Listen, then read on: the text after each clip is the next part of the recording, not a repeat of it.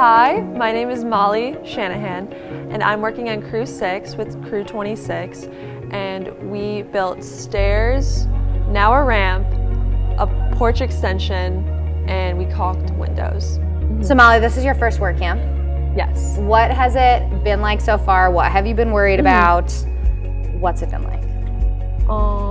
Definitely something I've been worried about has been if I can do the work or not. Because I'm in a construction site, so there's a lot of heavy lifting, power saws, all that. But my group is very accepting of hey, if you need to take a break, take a break. And it's really nice knowing that there's someone you can just take a breather and we got this, but still encourages me to do all this work and whatnot. Yeah. What have you tried this week that you've never done before? I used a jigsaw. You did? Yes. What was that like?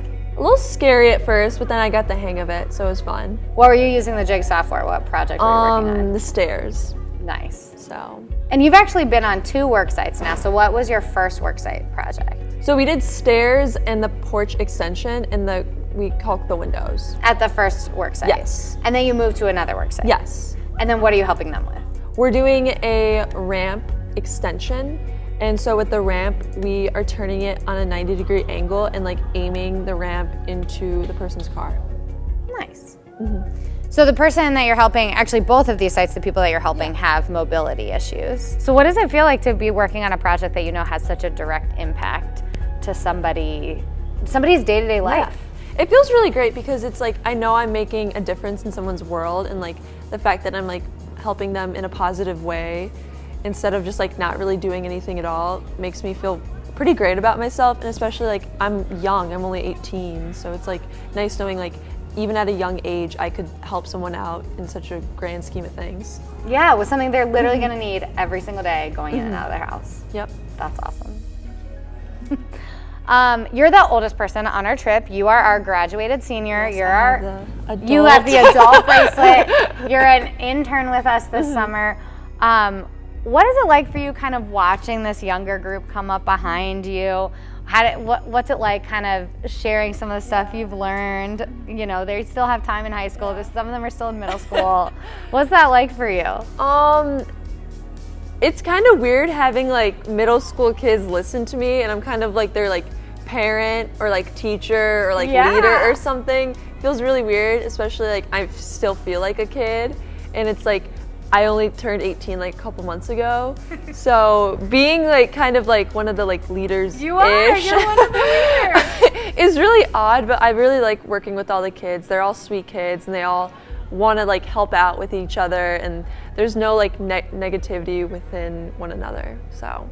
And isn't that so special that this group of people that we threw together and put in these vans to get down here get along so well? Yeah. Aren't we so lucky? Oh, we're so lucky. And I kid you not, I think every hour Nolan always tries to give me a hug.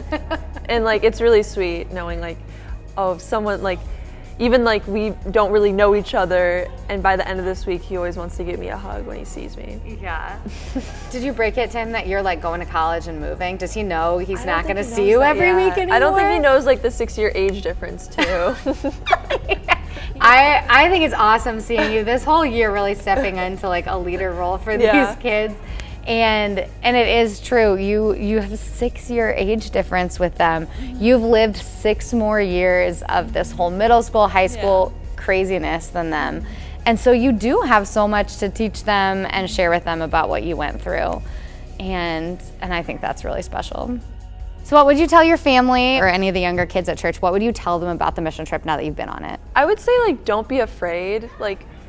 Sure, it's nice to come with a friend on this trip, but it's I kind of came in here blind, not really knowing anyone, and I think I'm so glad I did it that way. I'm so glad I didn't really know anyone, because I've made so many great friendships and I've talked to so many different people. So it is kind of nerve-wracking, especially if you're a middle school kid not really knowing anyone on this, but it's such a great experience, and it'll help benefit your social skills and whatnot. Yeah. And what about with the work, for a young kid who might be scared about the work, what could you tell them about kind of going into that with that same kind of open mind?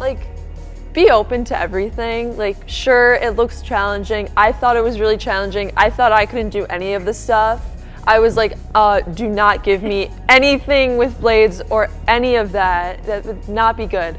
But even like Gabby, who was using a power saw, I kid you not, for probably like a solid hour and a half, it kind of shows like, oh, like you have such a different skill set that you could use when you use these tools, or when you paint or garden or like caulk windows or something.